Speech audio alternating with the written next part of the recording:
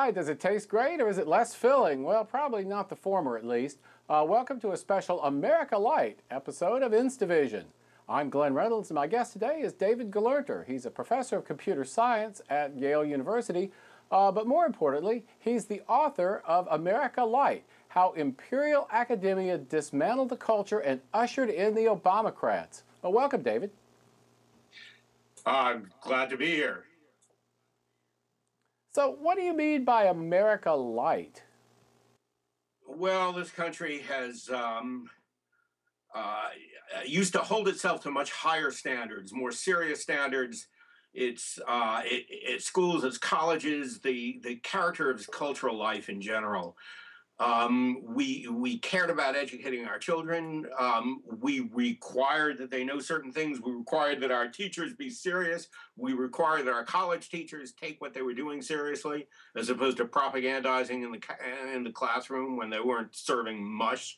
In general, we had high standards, and we lived up to them. We're fully capable of living up to the highest standards of any nation on earth, but as it is, our school systems and our college systems have allowed us to deteriorate into mediocrities, the mediocrity of the Western world, and we're going down. So when did things start to go downhill, and why?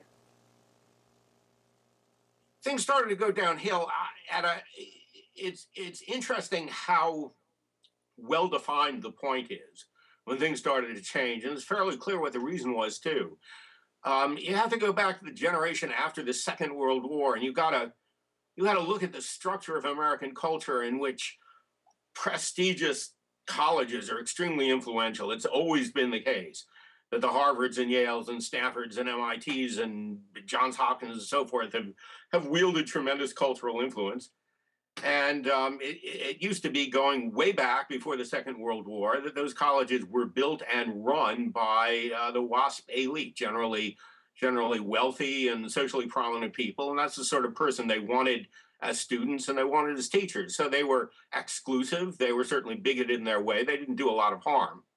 But there was a huge change after the Second World War in which they decided, let's open our gates. Let's find the smartest people everywhere. And that was a beautiful thing to do. Lots of smart guys showed up, students and teachers, and eventually deans and administrators, and it worked beautifully for 10 years or so. But we started seeing in the late 50s and the 60s a transformation in which the intellectuals took over Yale and Harvard and Stanford. And we know about intellectuals, unfortunately, they've always been very clear about their taste, their likes and dislikes. They've always disliked the United States. They've always been above boards about their dislike, sometimes verging on hatred of its Judeo-Christian traditions. They've always been above boards about their serious doubts and disfavor with respect to the family.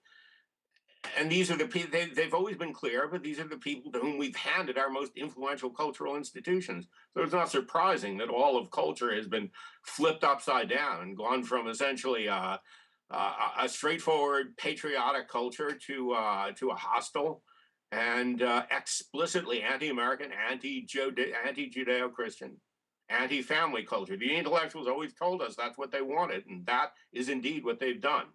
Well, I suppose culture is too important to be left to the intellectuals, but one of the things you talk about in the book is how the old WASP elite they weren't shouldered aside, they kind of voluntarily committed cultural suicide, and Kingman Brewster, I think, is a big example you give. Why exactly did the old WASP elite commit cultural suicide? That is a fascinating question. And cultural suicide is exactly what happened. The people who built these colleges, who donated the money, who provided the students and the presidents, and gave their art collections and donated all sorts of stuff, their books and their libraries over the years, committed cultural harakiri inspired by the Second World War. What happened? It's a difficult question. Partly it was exhaustion. Partly it was in the spirit of America at that time. In the late 40s, this was a liberal nation. Lionel Trilling famously said, there is no conservative movement in this country today. Here in the late 40s, we are a liberal country, and we have learned that the liberal approach is the right way to look at things. And in many ways, that was true.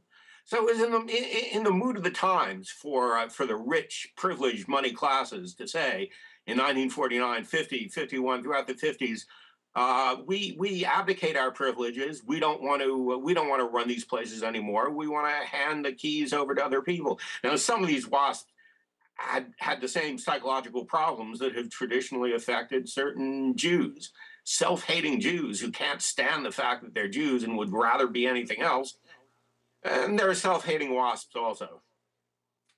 Yeah, James Toronto has popularized the term oikophobia, which means hatred of one's own kind, to describe a certain strain of thought among the elites. Well, you say conservatives pay too much attention to politics and to the next election and not enough attention to culture. Well, that's an awkward point to be making when we're, what, 55 days away from an election. But I am inclined to agree. What should people be doing? The election is important, and this election is particularly important. There's no question about it. But conservatives can't go from election to election, election win to election loss, or whatever happens, and never sit back and take a look at the state of the culture in this country, irrespective of the politics. Our schools are in desperate condition, and they have been in desperate condition. We've known about it for 30 years. Ronald Reagan was president when A Nation at Risk was published, pointing out that our schools were abysmally bad. And when a series of books were published during the 1980s about the gross politicization of our colleges, Alan Bloom's Closing of the American Mind, and these go back in the 1980s. We have known for 30 years that our public schools are failures at educating, mediocrities at the very best. Our colleges are worse than mediocrities because they're active in propagandizing. They're like neo-Soviet schools, putting over a left liberal viewpoint, which no longer has any currency among thinking people in the world at large and is kept alive on artificial life support in the nation's universities. But these are the things conservatives ought to be worried about. It is very important to have Republicans in Washington, tremendously important, but not if they don't do anything to change the underlying culture, which year after year produces class after class of semi-educated mediocrities, releases them into the American culture. We are failing our children and our college students, and we ought to stop. And it's a conservative business to change things. All right, exit question.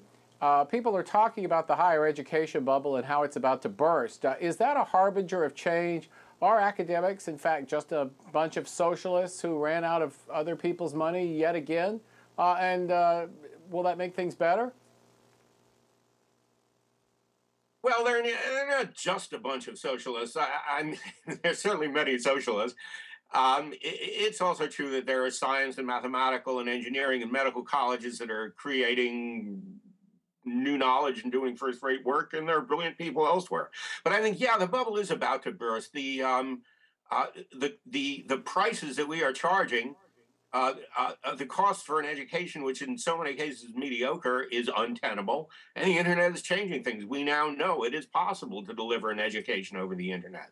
And even though I'd much rather deliver an education face-to-face, nonetheless, I'll take an education over the internet if it's a solid and sound education versus a left-wing plus mush education at a prestigious institution. So yeah, I think there will be a lot of change. The most prestigious and most well-endowed colleges are going to exist for the next 500 years or centuries.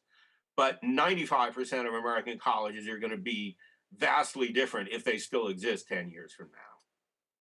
Well, that's going to be interesting to observe, and I hope that you'll talk about that in your next book. But thanks for taking the time to join us here today. My pleasure. Thanks very much. And that's David Gelernter. He's a professor of computer science at Yale, and he's the author of America Lite, How Imperial Academia Dismantled the Culture and Ushered in the Obamacrats. Well, maybe you'll usher him out.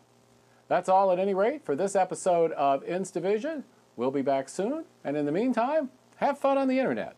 Thanks.